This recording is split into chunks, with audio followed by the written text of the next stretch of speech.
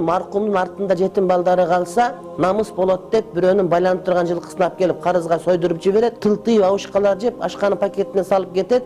Мектепти быйыл мөлтүр жүзүндөй болгон кызы бүтүп атат дагы, атасынын жанагы өлгөндө карашына союлунган жылкынын баасын төлөйм деп эч нерсени билбеген. Өмүрүндө райондун центрине барбаган кыз түз эле мектептен Москвага барып кетип атат. Барып, ал жердеги айвандардын колуна түшүп, тез эле кызыбыз сойку болуп кетип атат. Ошентип маркум өлүп калса, кыйнап, намыс деп сойдуруп жиберип, кийин мет төлөп ал деп чөнтөгөнөн бербеген, болгону бакылдап шакылдап, күчү тилине чыккан абышкалардын бардыгы кан жутуп калсын, бардыгы бале жеп калсын. Намыс деп отуруп, ошол кызыңы Орусияга жөнөтүп сактап калбай, намыс кылбаган сен жылкы жебегенден намыс кыласыңбы?